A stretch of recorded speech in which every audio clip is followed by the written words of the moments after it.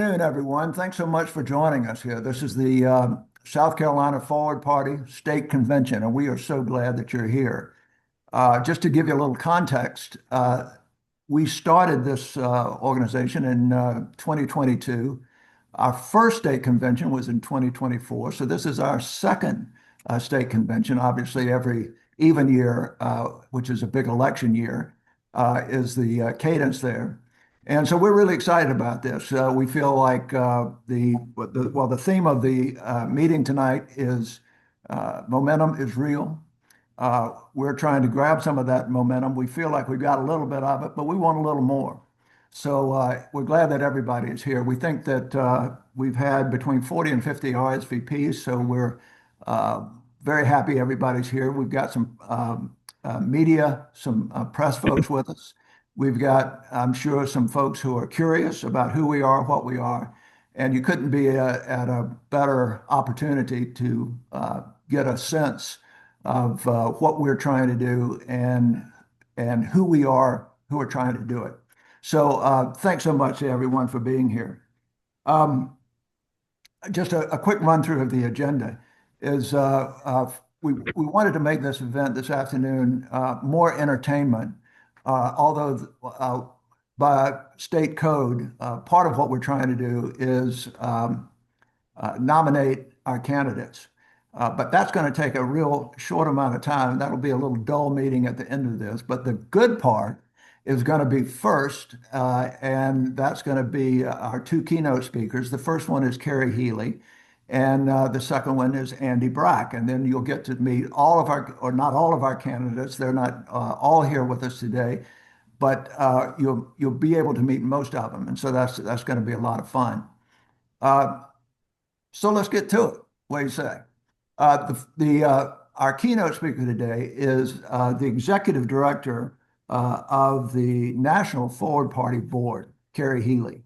She is former.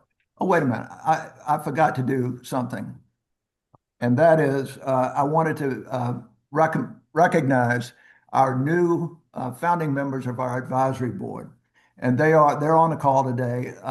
You probably can't see them, but it's Robin Talon, who is a former member of Congress, and he's from Florence, South Carolina. Dick Darien, who is from Charleston. Najma Thomas, who is down in Beaufort County at St. Helena Island. She's an associate professor at University of South Carolina, Beaufort. Tom Crummins, who is the ringmaster of our call today. He is an expert in, well, we're going to see how much of an expert he is in Zoom calls. So, but we really appreciate his time and his expertise on this. And then finally, Dale Williams. And Dale is also from Charleston. And then I wanted to give a tip of the hat to our executive committee. I think all of them are on the call.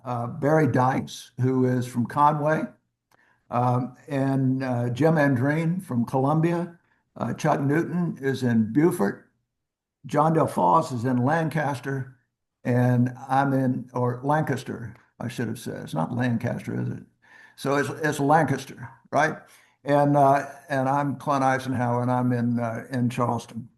So now let's get going with some inspiration from Kerry Healy, and she is very inspiring to all of us. She was lieutenant governor in the state of Massachusetts, which is always also, by the way, a one-state party, or has been traditionally. She was the first woman president of Babson College for 6 years, and which is a pretty august business school, business university. She has degrees from Harvard, PhD, and a PhD from Trinity College, which is in Ireland. And she's a member of the Council on Foreign Relations. And I could go on and on and on, but I think you'd probably rather hear her than hear me. So let's turn it over to Kerry. Thank you, Clint. Thank you so much for that kind introduction. And it's wonderful to be here with the Forward Party of South Carolina. I'm excited to be here at your second gathering and convention.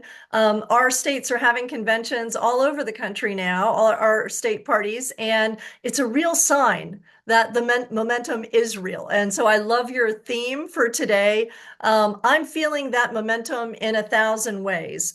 We are finally at a point where donors are looking at us when we talk to them about the Forward Party and they go, you know, that might just work. And I open up The Hill today and they're talking about the Forward Party and the mayor of Georgetown. How exciting is that? And that the timing is right for the emergence of a third party. And I think so many of us have been conditioned to imagine that the two-party duopoly is just the only thing that America was ever intended to be or to do. And certainly the Republicans and the Democrats don't have any interest in allowing us to think anything else.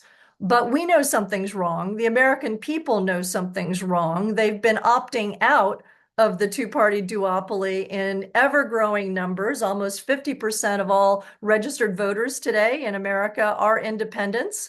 And we have to imagine they're independents for a reason, that they're looking for something. You know, they may lean left or lean right, and that's the only question anyone ever asks them. Do you lean left or do you lean right?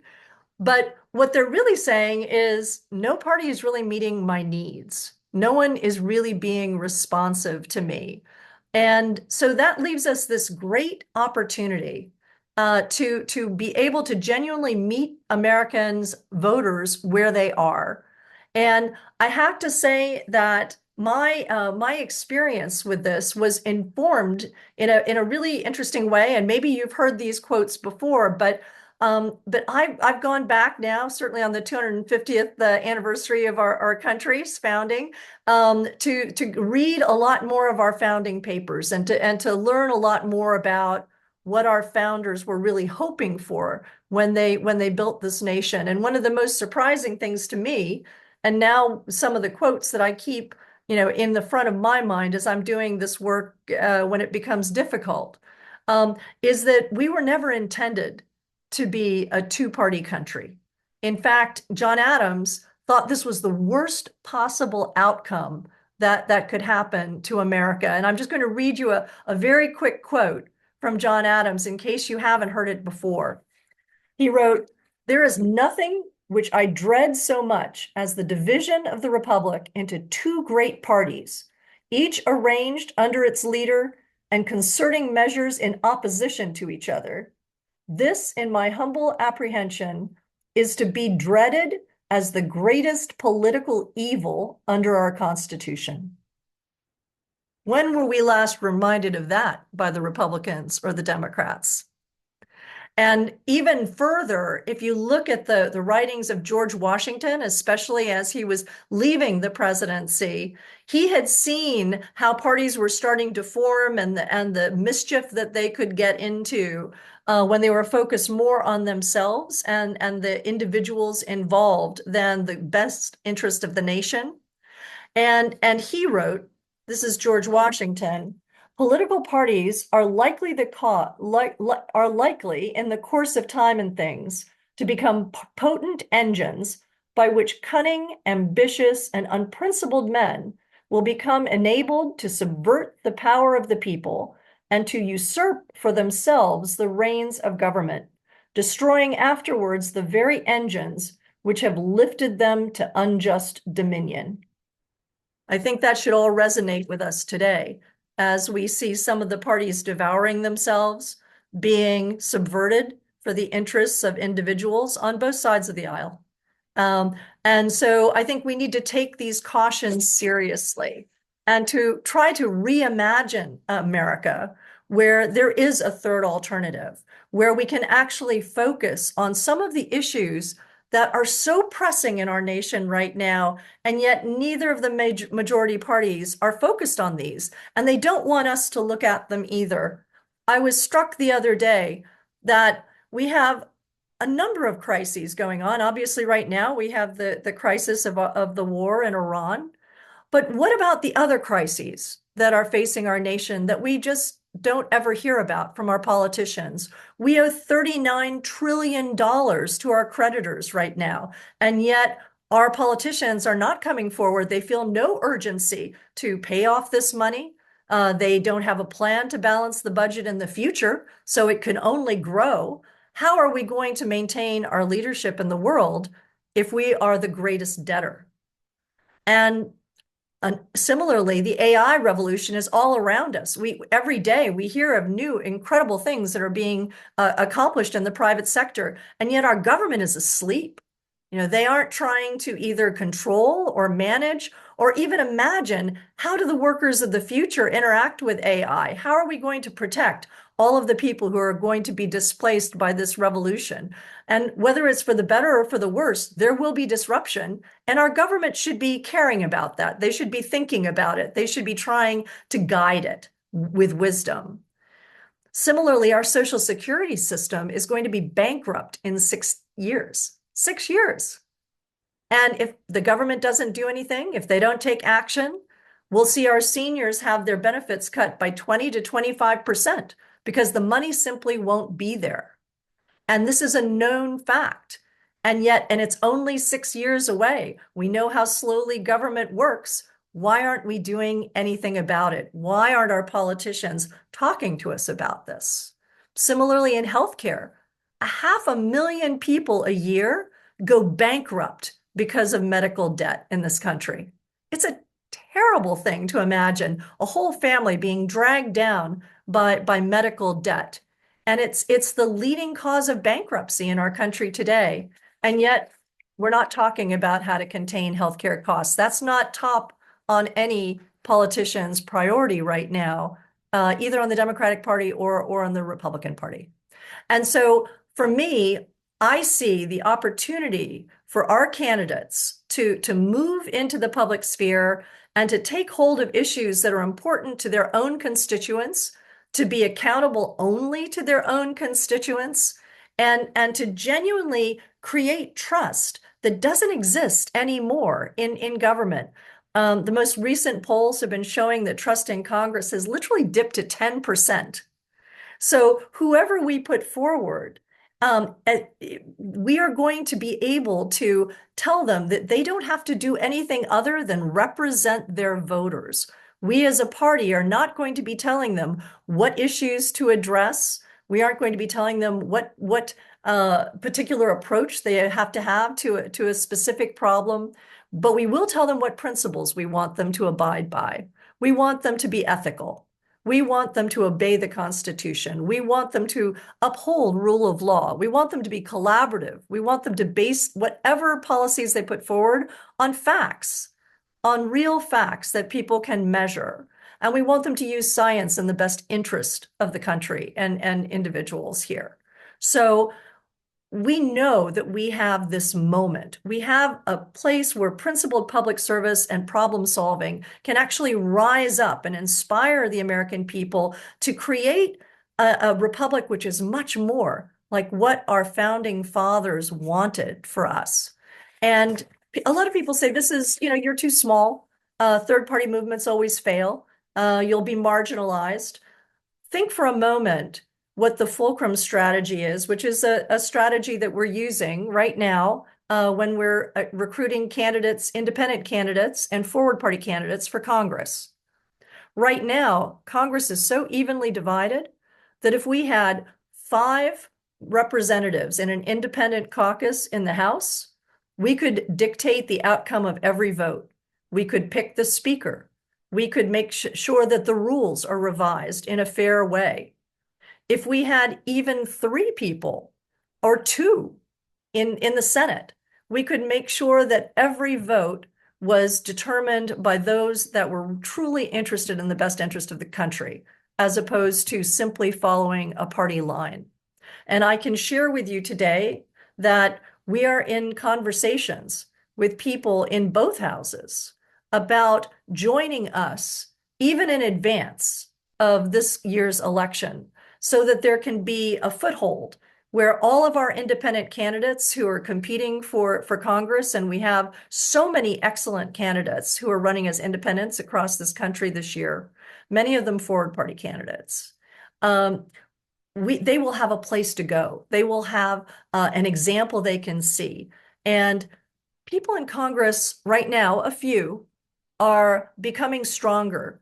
Their backbone is becoming stiffer. They are understanding that this is the moment that we can change history by simply standing on principle and being an independent third party.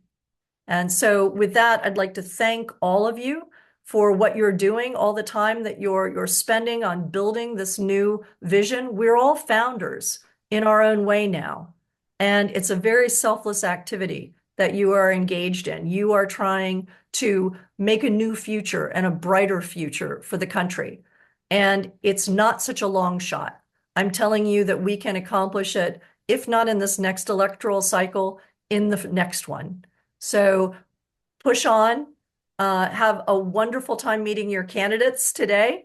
I'm excited by how many candidates you have running in South Carolina and the quality of those candidates. So thank you, Clint, and thank you everyone for having me today. And let's move this country forward.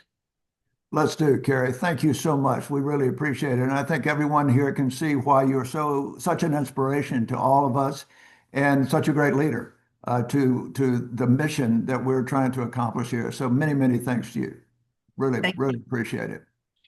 you. And now, ladies and gentlemen, we are going to pivot a little bit to a political expert in South Carolina politics, Andy Brack. Andy is the editor, publisher, and editorialist for the Charleston City paper, and also the weekly State House report. So he is deep inside everything that's going on politically at the State House level and also locally across the state as well. He is also a political pundit and commentator. He was named the best political editorialist, columnist by the South Carolina Press Association in 2023. And he knows politics also from the side of candidates because he ran for Congress in the year 2000. The other thing that is very interesting about Andy is that he was a staffer and the press person for Senator Fritz Hollings, who was a standout senator in the history of South Carolina, and South Carolina has many. So to stand out, I want to pick his brain about that, but not on today's call. Anyway, so Andy, thank you very much. And if you want to kind of take a run at where you think South Carolina politics are, where you think the electorate is, and sort of give us your thoughts, and then we'll continue the conversation here. Thank you. Sure. Thank you all for having me today. And I'm glad that you're having a convention because I think we need third parties to be active. Can you hear me okay? It's a little low. Can you talk? All right. Let's see if I can do something about that. I don't think I'll just have to speak louder. There you are. That's good. That's good. Right.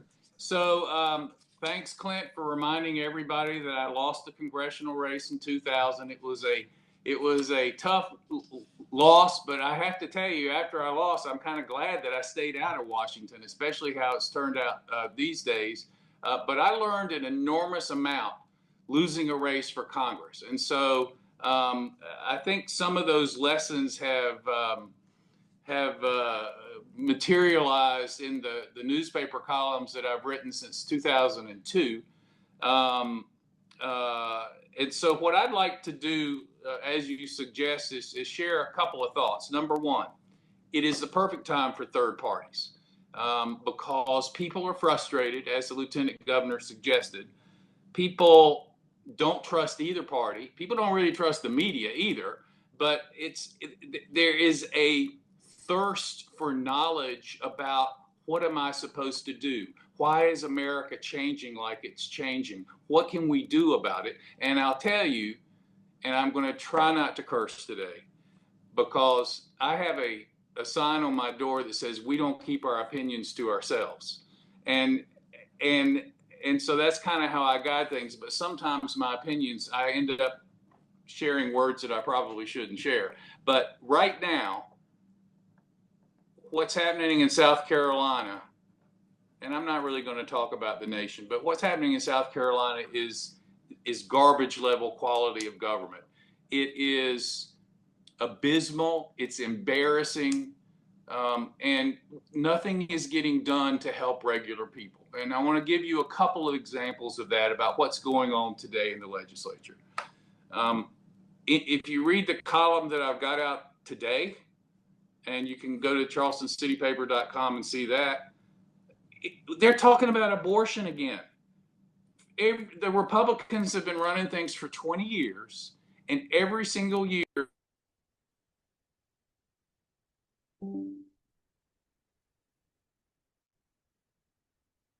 Andy, you're muted.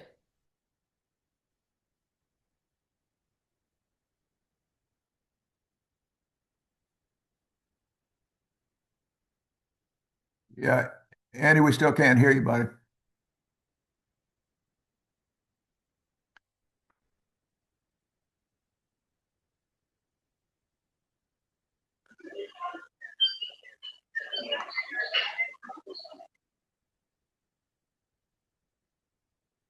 That's a different Andy. Let's go back to Andy Brack. We'll come to you in a minute, Andy.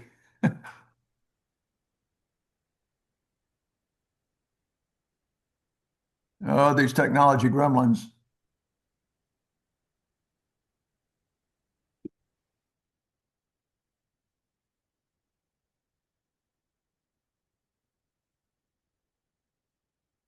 Well, I'll tell you what.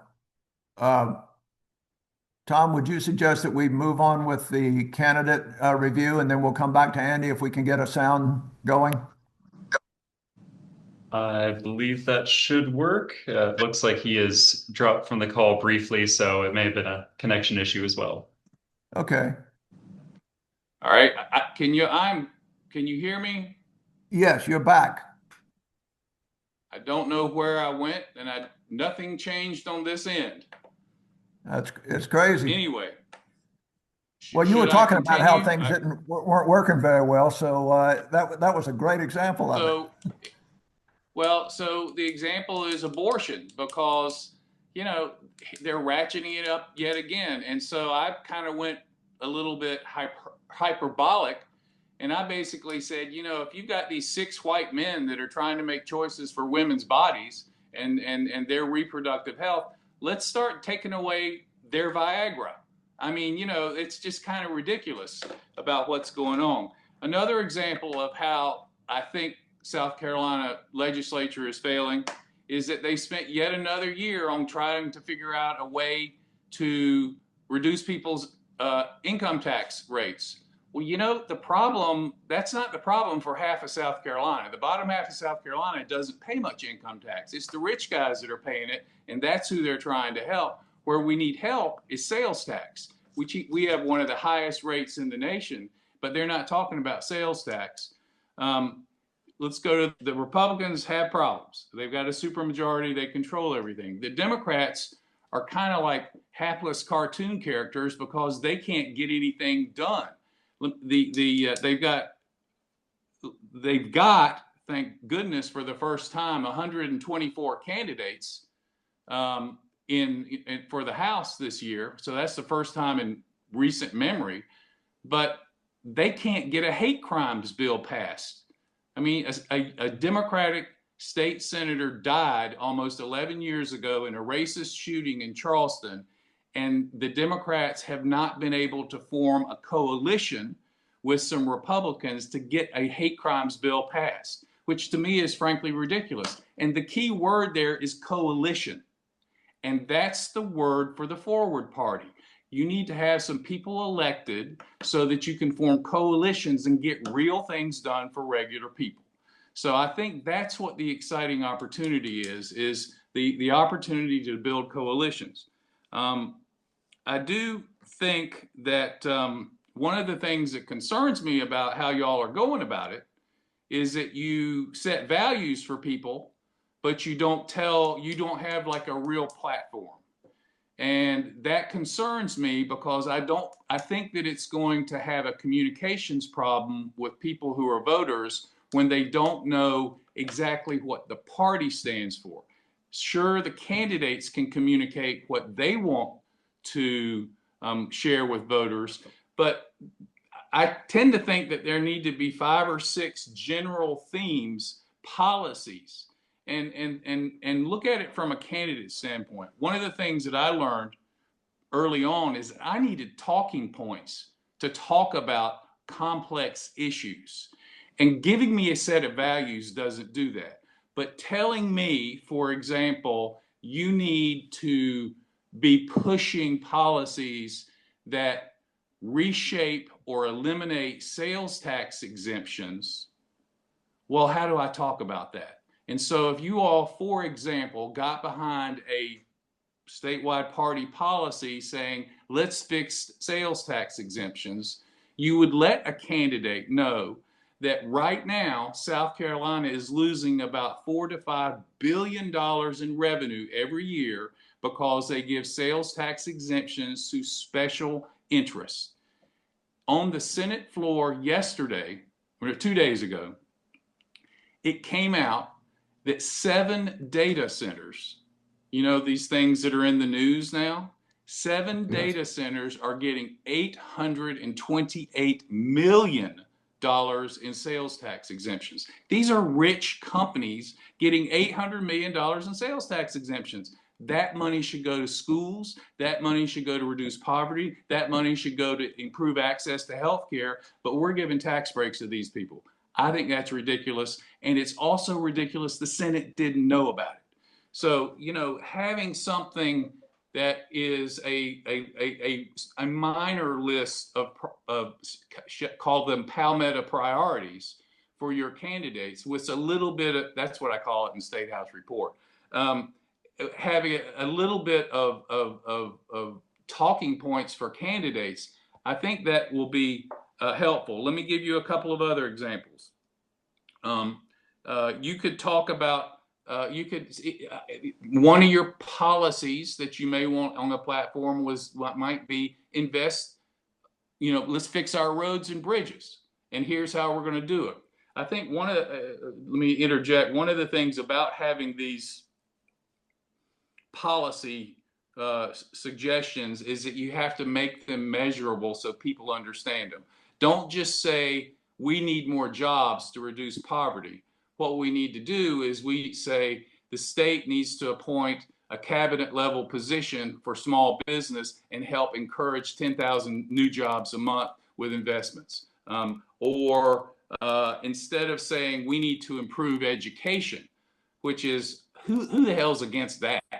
I mean, instead of saying we need to improve education, wouldn't it be smarter to say we need to reduce the dropout rate 25% in 5 years? Because that's a measurable, actionable thing. And there are going to be proposals and bills that would have to be introduced to do that. Another example might be looking at affordability. I have to tell you, I spent about an hour and a half with Mark Sanford this week, and it was one of the most fascinating interviews I've had in a long time. He did just what the lieutenant governor did. They talked about affordability. If you look, and some of y'all may not know, but Sanford, the former governor, is running for Congress for the 3rd time. He's the only one out of 10 candidates who's talking about affordability. He's the only one who is not some weirdo shade of red, MAGA red. He is deep blue, deep dark blue, fiscal conservative. He was surprised when he said something like, do you know that the national debt's going to be $39 trillion? And I said, yeah, and it's going up another $1 trillion in 4 months. And he was shocked that somebody knew that, because I don't think Americans talk about that much. But what Sanford's doing is talking about affordability, making sure people have better jobs, making sure pay is better, and which is shocking to me as a Republican. I don't know if he's going to win, but that's the most interesting race in South Carolina now, since he surprisingly jumped in. The hardest race in South Carolina right now, to me, is the race for governor, because I think you got crappy candidates on all sides. You know, on the Republican side, there's 7 candidates who, again, they're just different colors of MAGA red. Nobody really stands out in my mind. there are a couple of idiots in it. I mean, I would strongly hope that nobody votes for Nancy Mace or Ralph Norman. But, you know, on the Democratic side, it's not much better. You've got some, you know, you've got a guy who's wandering around on the Battery in his underwear drunk. You've got a couple of other people that are running, and you got a rich guy who made a whole bunch of money on payday loans, which means he was making money on people who didn't have it. I mean, the comedy of state government is kind of amazing. But I will close right now and encourage you, when you go out and talk about the Forward Party, talk about specifics, make them measurable, continually telling people that independent redistricting is necessary and vital for our country. Continue telling people that ranked choice voting is necessary and it works all over the world. We need to have it work more here in South Carolina. It's starting to work in places in America too, but those are the kind of forward-thinking policies and practices that third parties can bring to the discussion, as long as you remain vigorous, as long as you remain intense, and as long as you communicate. So, you know, my hat's off to all of y'all, particularly the candidates who will follow, because I really think that it's going to be frustrating because you got to explain who you are, but you just got to keep at it, because we are at the cusp of, I don't want to say a brave new world in our democracy, but I kind of think we are. So anyway, thank you all very much for having me today. I'm sorry we had a little technical problem there, but if anybody wants to talk, it's pretty easy to find me. It's editor@charlestoncitypaper.com. I don't shy away from emails and telephone calls. Anything else, Clint? So Andy, first of all, thank you very much. Great points. And I take your point about the difficulty that we face in the Forward Party trying to communicate what this mission is all about. But you know, one of the things that we are trying to do is return power to the voter.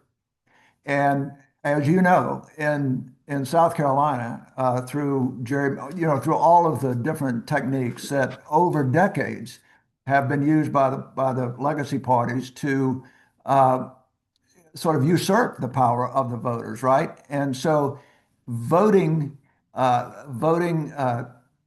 technicalities, the way that we vote, the circumstances under which we vote, all of those things, many voters don't really understand how that power has been taken away from them. They don't understand the power of their vote.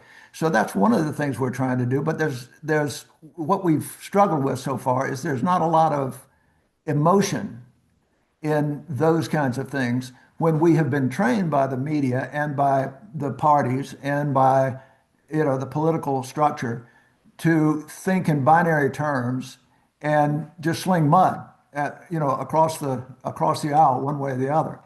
And so, you know, comment a little bit, if you would, on, you know, how we try to communicate to voters their responsibility and taking responsibility for the system that we've got and helping us change it or helping themselves change it. How do we get them? We've got some ideas that we haven't unveiled yet, and we're about to do that. But you know, I mean, you've been in this game, you know how this thing works. And any thoughts you have? Well, I have some cynical thoughts, and they're not going to make you happy. But voters don't pay attention until 2 weeks before an election. It's just kind of the way it is. And that's runoffs, regular elections, primary elections. But, you know, they'll start paying attention. Part of it's due to money.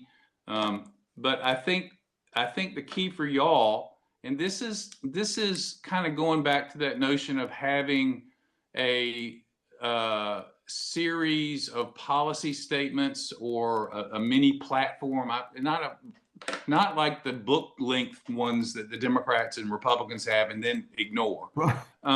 But it's communicating ideas to people. And so you could have a centralized op-ed, an opinion, a 600, people like me are looking for opinion pieces to publish. The perfect length is 600 words. Right. Don't make it too dense, 3 topics max, probably 1 topic with 3 examples, but send those things out. I mean, you could have one general thing on sales tax exemptions, or on the value of redistricting independently, or on the value of ranked choice voting. You can have one and then send them to each of the candidates to send to their local newspaper and tell them just to change a few words of it. I mean, sending those things out, it'll get in some newspapers. And they could also read it into the telephone and put it up on some sort of social media, and just it's kind of, you gotta fight the game by filling up the media with information, and people will start seeing it, and I think that'll start making a little bit of a difference. But it is communication more than anything, because you're trying to persuade those people who really are sitting on the couch and they're doom scrolling, or they're watching the TV, and you got to wake them up a little bit. That's exactly right. Well, thank you, Andy. I appreciate Thank it you. so much. Your points are all well made and well taken, and so we're certainly appreciative. And everybody on the call, bother the go to Charleston City Paper and also State House Report and see Andy's Right. work. He's a great American and a national treasure, as we say. So Well, thank you all very much. thank Have you, a good Andy. one. Yes, All sir. right. Thank you. And so now we are going to move to the introduction of our candidates. And we are going to try and move through this kind of quickly. And we're going to start with Andy Kaplan, who is running in the 1st District, the 1st Congressional District. Andy, take it away. Can you hear me, Clint? Yes, we can.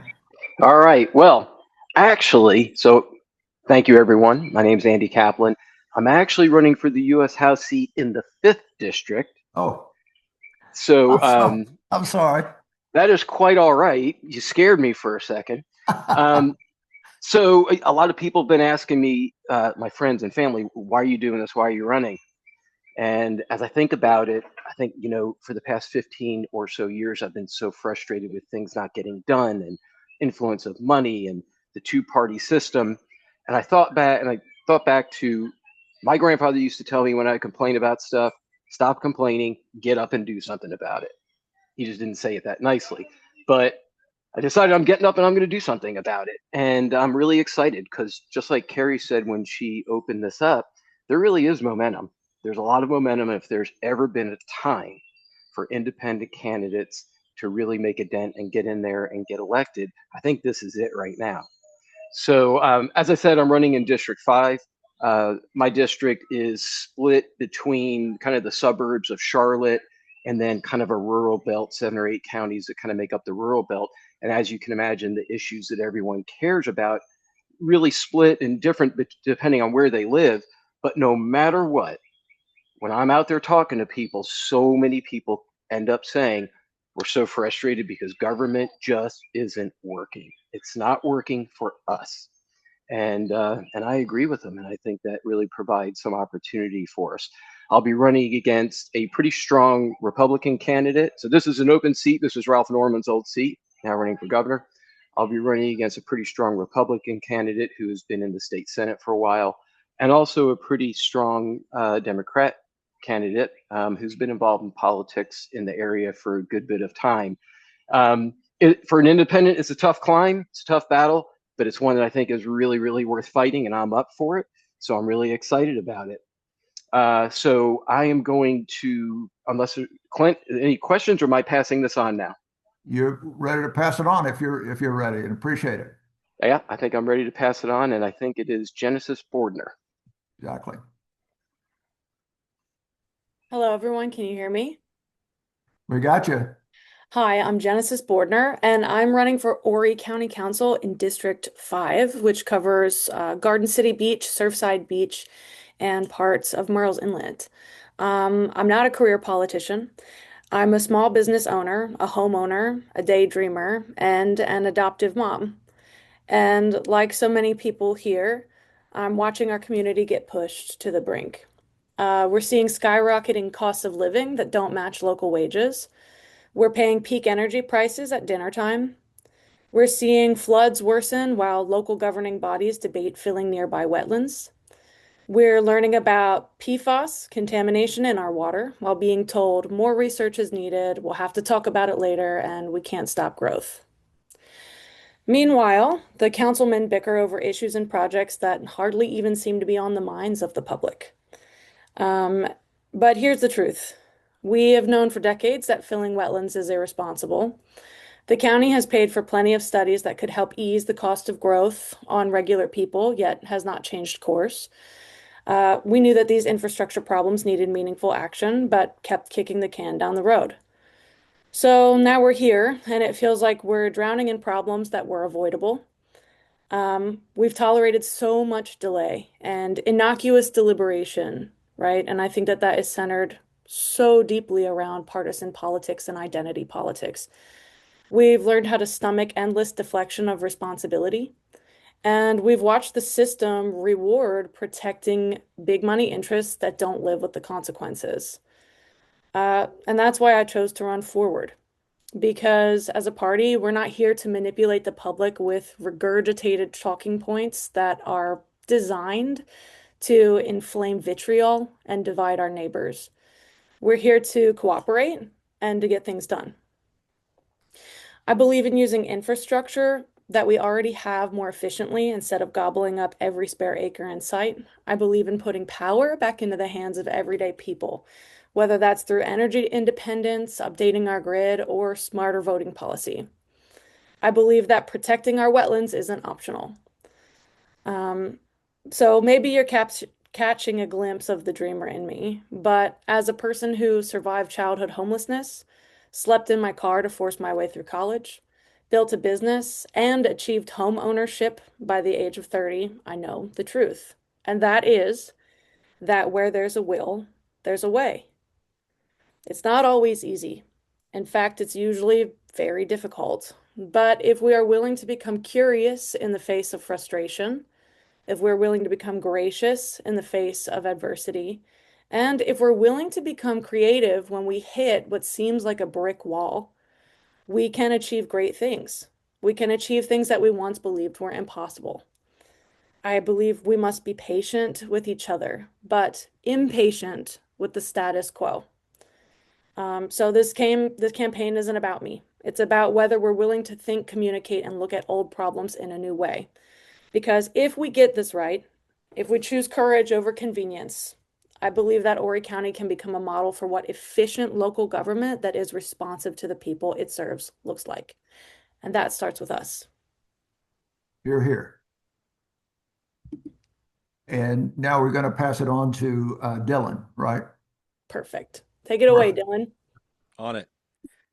Yeah, thank you guys for having me. My name is Dylan Thompson. I'm running for Horry County Council in District 11, which is the western part of Horry County, Conway, Aner, Galvin's Ferry, the part you drive through to get to the beach. That's where I'm running to represent. But here's the reality. I'm a lifelong resident of Horry County. I grew up here. My parents grew up here. I'm raising my kids here.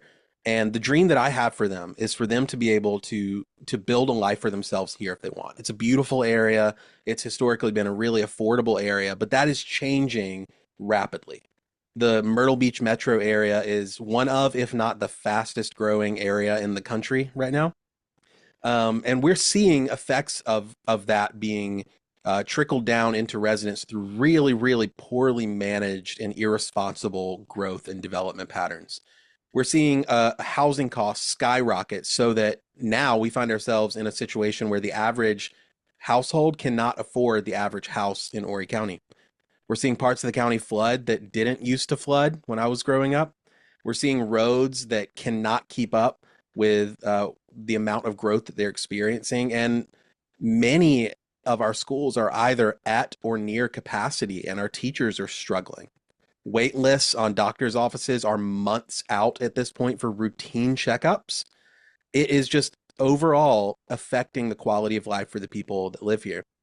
I'm running as an ordinary resident and somebody who has a vested interest in this county because my opponent has held his seat for 19 years. He's run unopposed in the general election for the last 2 elections, and he's chaired our county's infrastructure subcommittee for a good part of his tenure as a county councilman. The blame has to fall on him and other county councilmen who have allowed these sorts of decisions to run rampant. So, Andy, to get to what you said about making it practical, here are my 3 practical points. I want to make sure growth pays for itself. I want to ensure that residents of Horry County are not subsidizing large Wall Street corporate developers, and that the infrastructure that these developers demand is being paid for by the developers who demand it. I want to ensure that we're building homes that work for working families, not just gated community, large slot, single family homes, but missing middle housing that works for the workforce. And then I want to protect our lands and water. I want to ensure that our wetlands, our beaches, our rivers, our fields are protected, that those are not squandered, because once they're gone, we can't get them back. So I'm running as a forward party candidate because I believe that these sorts of solutions and these sorts of problems are not partisan. Flooding, traffic, infrastructure, these are not partisan issues. We cannot allow partisan politics to divide us when our quality of life is essentially wasting away in front of us. We need leaders that are willing to put aside label politics and actually fight for solutions for working people. So that's all I've got. And at this point, I'm going to hand it off to my friend, Chris Hennigan.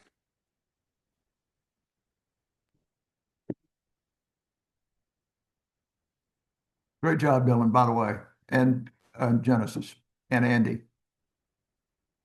So, Chris, are you up? Are you here?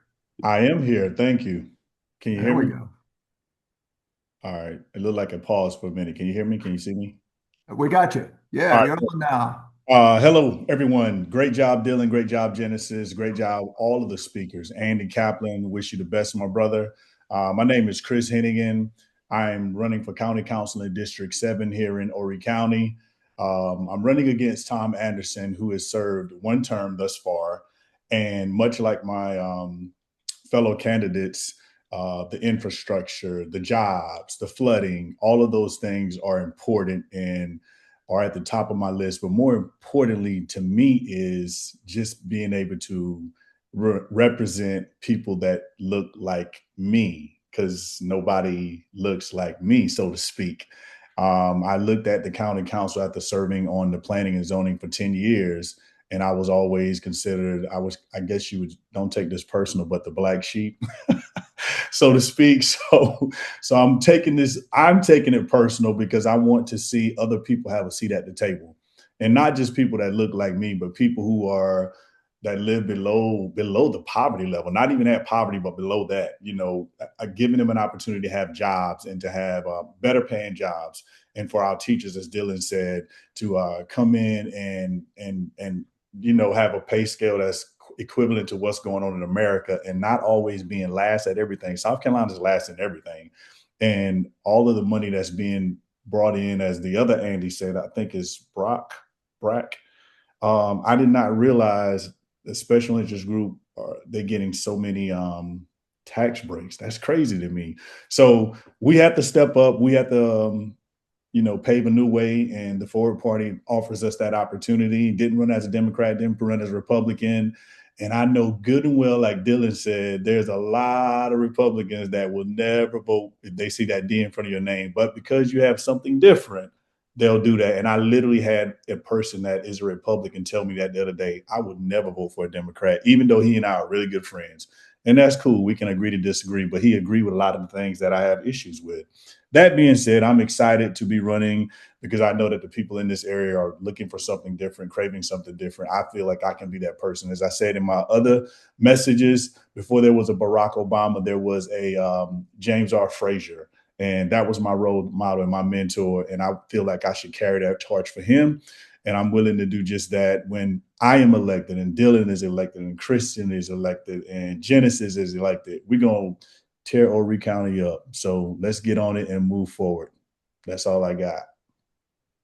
Thank you so much, Chris. And now we're going to go to Christy.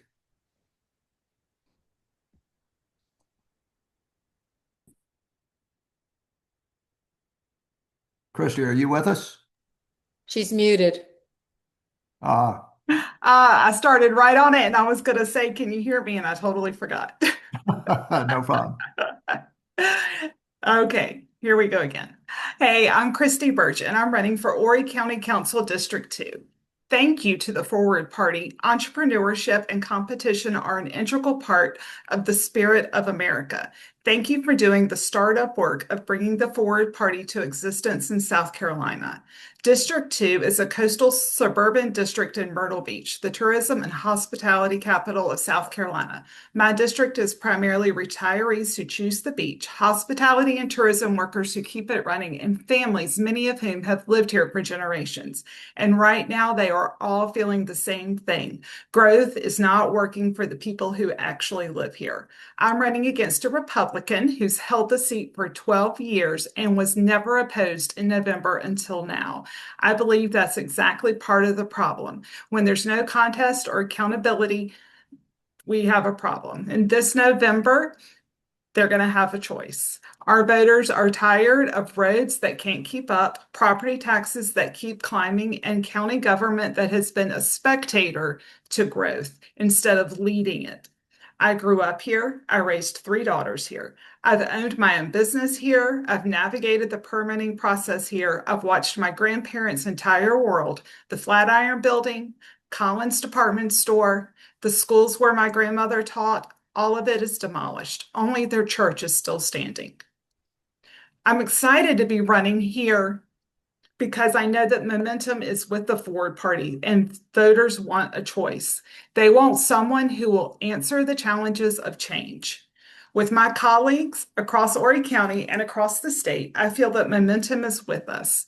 I'm Christy Birch. I'm not left, not right, forward. And I'm honored to stand with you all today. I'm going to pass this off to Amanda Clubb.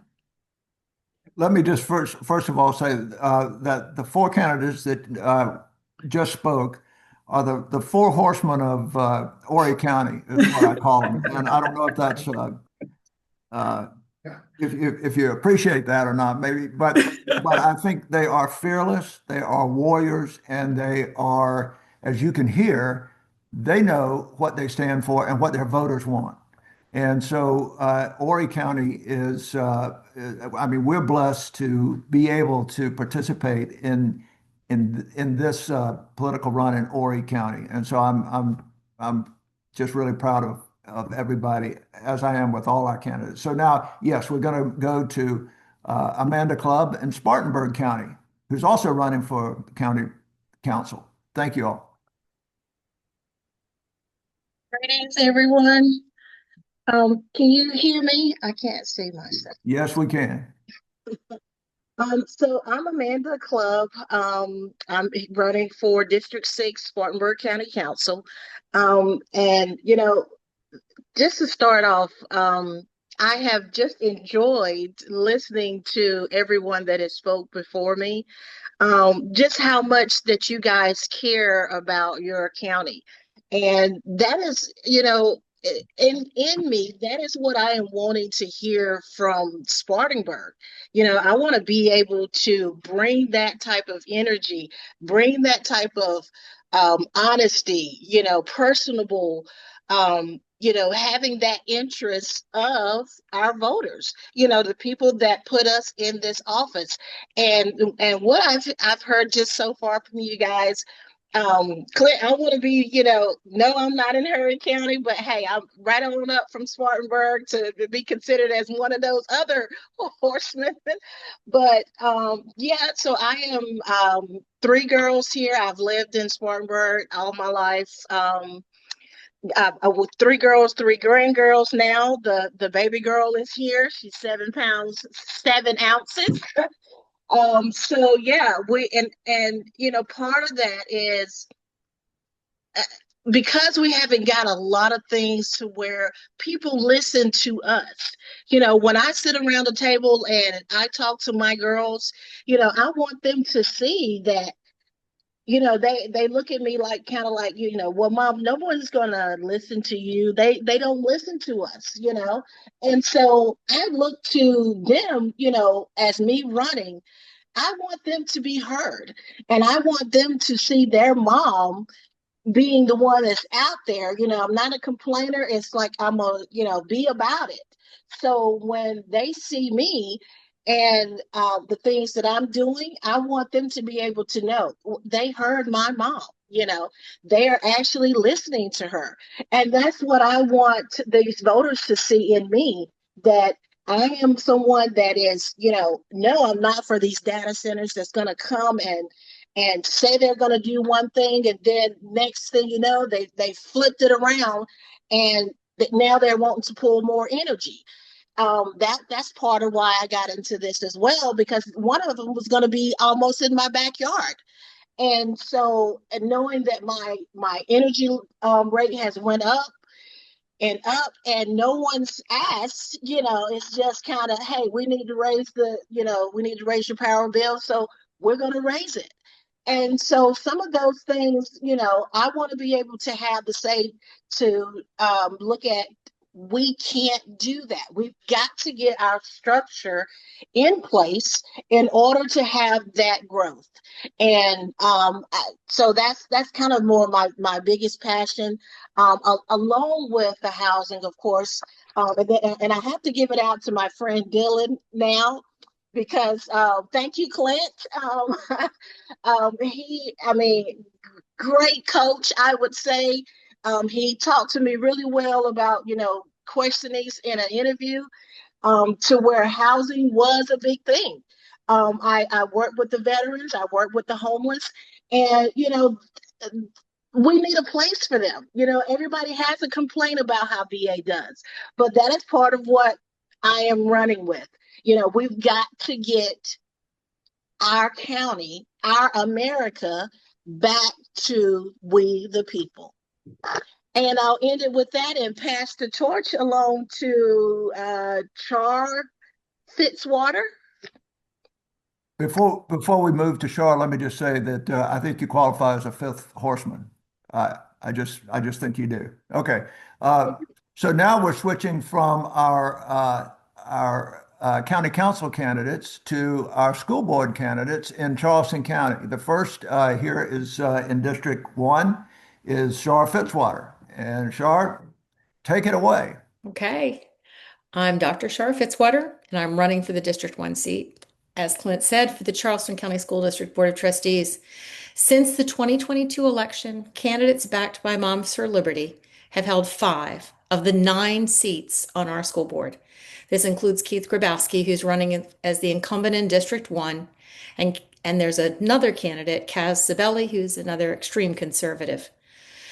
The chaos at our school board since Grabowski was elected has included book banning controversy, pushing out a highly qualified superintendent within months of hiring him and wasting more than $500,000 in the process, ejecting duly appointed members of the Health Advisory Committee, hidden agendas, manipulation of policy wording, lack of transparency in processes and information, and frankly, even failing to follow their own policies. What gets lost in this chaos is the needs of our children, including my grandchildren. Our state ranks 41st in the nation in K-12 education, and our district has a stark learning gap between Black and brown versus white students. So more progress is required. I've been involved with the Charleston Area Justice Ministry's efforts to push for ethical education governance by monitoring and addressing our board since 2023. When Clint asked me to consider running, I told him I'd rather help someone else run. But then the 5 self-proclaimed majority board members, led by Grabowski, elected themselves into all 9 of the board leadership positions. That's not shared governance. It's not respectful of constituents in 4 of the districts, and it became apparent we need to flip this board. My husband pointed out that my background in business leadership, including being an insurance company chief executive officer and in education as a professor and department chair, made me uniquely qualified. So I decided to run.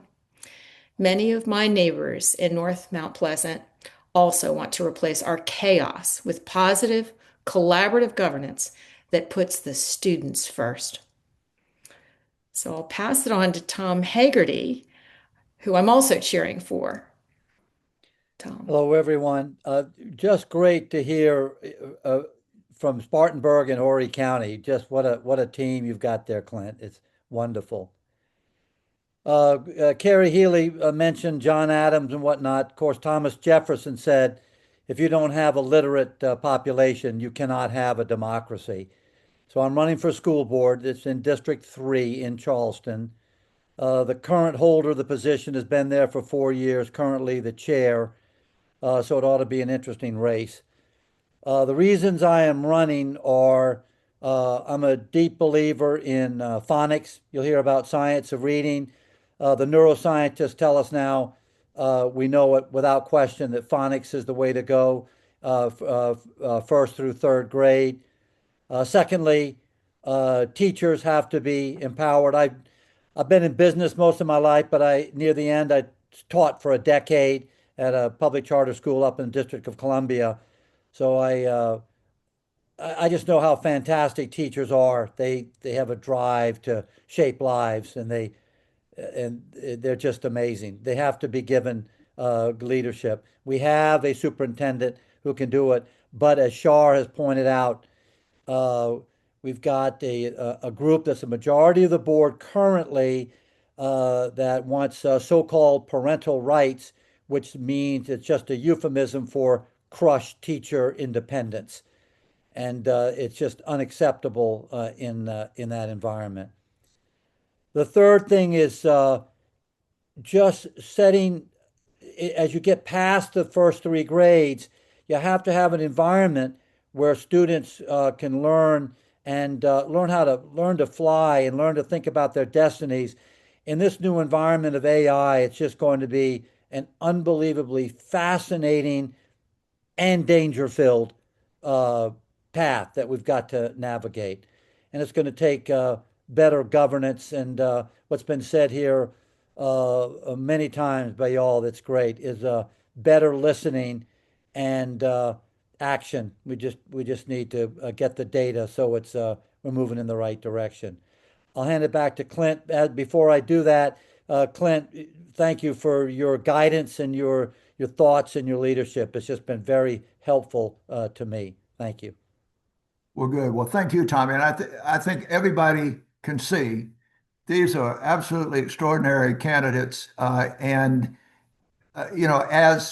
our strategy has been all along, is to start at the ground floor and work up rather than most third parties, which start at the top with some kind of shiny object like a Ross Perot or something. And then when the smoke clears, there's nothing left. So we're building infrastructure, and we were building it with our schools and our county councils and our city councils and our state government. And I could not be more excited about these candidates that we've got. I think it was said by somebody not long ago that really struck a chord with me that character is destiny. And that's what we're building this party on. And we got to get better about communicating some things. And we've got a lot of ground to pick up, but we are all motivated and we are moving in that direction. So we are at the point now where our entertainment portion of the meeting has completed, and we're going to have a quick little business meeting now. Y'all don't have to stay for this. Those of us who are going to vote on these things, and this is per our South Carolina State Code as it pertains to state conventions. And if you want to stay and see, it's a little convoluted. Not that I would ever have a quibble with the state code, but first, what we'll do is we'll elect a temporary president, and then that temporary president will turn around and elect permanent members of the permanent officers of the. Back to you, Clint. All right. So here we go. First of all, I'm going to nominate for our temporary president, Mr. Dean Porter. who is an attorney in Charleston and has been a staunch supporter of everything forward, both nationally and in the state for several years now. And we are very appreciative of all of the work that he has done on this. So, Dean, so first of all, do I hear all in favor? All in favor, say aye. Aye. And all opposed, nay. So, Dean, you have been elected to the august spot of temporary president of the state convention. So I'll turn it over to you, and you know what to do.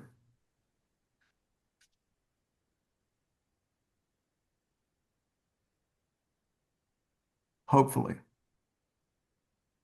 Are you on, Dean? All right. There I'm we back. are. Thank you, Clint, for that most gracious introduction. I really appreciate that. Anyway, what I'm here to do now in my role as temporary president is to nominate a permanent slate of officers. So I hereby nominate the following people. For president, Clint Eisenhower, chair of Charleston. For vice president, John Delfauci of Lancaster. For secretary A, Barry Dykes of Conway. For secretary B, Chuck Newton of Beaufort. And for treasurer, Jim Andreen from Columbia. Do we have a vote? All those in favor? Aye. All those opposed? The ayes have it. Clint, you are now in charge. You know, Dean had the world at his feet there for about, 60 seconds, and I thought he did a wonderful Well, job. you know what, Clint? I was excited to nominate an Eisenhower for president. Well, thank you, Dean. All right, well, thanks so much. So now the business, and by the way, just so everybody, again, I want to stress that this is per the state code. So this sounds a little convoluted, but here we are. So now what we're going to do is we're going to select our nominees. We're going to nominate our candidates, and those are the ones predominantly that you just saw. So it's Andy Kaplan, Genesis Bordner, Dylan Thompson, Chris Hennigan, Christy Birch, Amanda Clubb, Shar Fitzwater, and Thomas Haggerty. So do I hear a second that we nominate those candidates in South Carolina on the forward ballot line? Second. A second. And all in favor? Aye. And all opposed? And not hearing any, all of those candidates have been nominated. And so we look forward to supporting them. We look forward to getting everybody on this call and beyond involved in these in these campaigns. And we can't wait to get everybody involved and everybody hooked up. And we are really looking forward to November the 3rd.